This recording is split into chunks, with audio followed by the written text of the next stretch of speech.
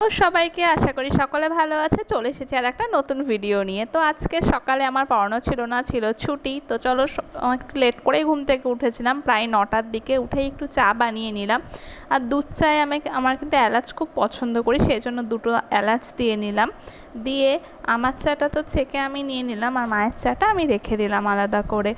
এবার সেইভাবে বাড়িতে সেইভাবে চা করে খাওয়া হয় না আমার সকালে, যেহেতু আমার সপ্তাহে 5 দিনই পড়ানো থাকে। তো চলো চা বানিয়ে নিয়ে আমি একটু বারান্দায় যাব, বারান্দায় বসে বসে চা খেতে খেতে তোমাদের সাথেও একটু গল্প করা যাক।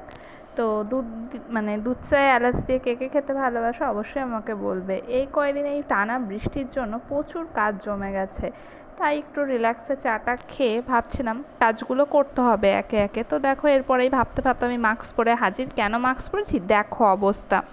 একে তো খুব একটা রাস্তার পাশে ঘর না, খুবই শান্তশিষ্ট পরিবেশে আমাদের বাড়িটা। তবু যে এই ধুলোবালিটা কোথা থেকে আসে এই বদ্ধ ঘরে এটাই বুঝি না। ফ্যানটাকে দেখো একদম ঝাঁ চকচকে করে পরিষ্কার করে ফেললাম, আর এতগুলো ধুলো বেরিয়েছে এর ভেতর থেকে। এরপরে দেখো আমি স্নান টান করে ফ্রেশ হয়ে গেলাম, ঘরটার ঝাড় দিয়ে। এবার আজকে যেহেতু শনিবার, সেজন্য নিরামিষ রান্নাবান্নাই ছিল। বটবটি দিয়ে আলু দিয়ে ভেজেছিলাম, আর একটু নিরামিষ তরকারি আর ডাল, ব্যাস এইটুকু। ও বলতে তো ভুলেই গেছি, সাথে কিন্তু একটু কুমড়োও ভেজেছিলাম, কারণ কুমড়ো একদিনের বেশি 2 দিন রাখলেই সেটা নষ্ট হয়, তারপরে আমাকে সেটা ফেলে দিতে হয়। সেই জন্য এই রান্নাবান্না তো প্রায় শেষের দিকেই হয়ে গেল আমার। এরপরে খাওয়া দাওয়া করে একটু শুয়ে নিয়েছিলাম। তারপরে দেখো আরও, হ্যাঁ, আজকে দুপুরের লাঞ্চ থালিটা তোমাদের কেমন লাগলো নিরামিষ সেটা অবশ্যই জানিও কিন্তু। এরপরে সন্ধ্যা হয়ে গেছে, প্রায় 6টা নাগাদ আমি উঠেছি। 6টা নাগাদ উঠে ভাবলাম চলো একটু ছাদের থেকে ঘুরে আসা যাক। তো বারান্দাটা অন্ধকার হয়ে গেছে, সিঁড়ির লাইটটা দিয়ে আমি চলে গেলাম ছাদে। ছাদে কিন্তু 6টা নাগাদও এখন ভালোই আলো থাকে, দেখতেই পাচ্ছ তোমরা, পুরো ফাঁকা ছাদ। কারণ মা জামা কাপড় নিয়ে নিচে চলে এসেছে, যেহেতু একসাথে সব তো আনা যায় না। সেই জন্য আমার ওই ছাদে 2-1টা জিনিস ছিল, সেগুলো নিলাম। আর একটু হাঁটাহাঁটি করলাম, যেহেতু সারাদিন বাড়ির থেকে বেরোনো হয়নি।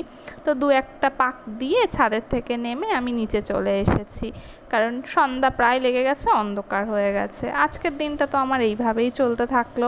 তোমরা সবাই কেমন করে কাটালে আমাকে অবশ্যই জানিও কিন্তু। নিচে এসে বাইরের লাইটটা দিয়ে সন্ধ্যা দেবো বলে চুলটা হাত খোপা করে নিলাম। নিয়ে দেখো আমি সন্ধ্যা দিচ্ছি, তাই ঘরের সামনে সন্ধ্যা দিলে জল দিতে হয়, সেটাই দিচ্ছিলাম। এরপরে একটু ধূপধুনো দেখিয়ে নিলাম। ভিডিওটা ভালো লাগলে অবশ্যই একটা লাইক কমেন্ট শেয়ার করে দিও। টাটা।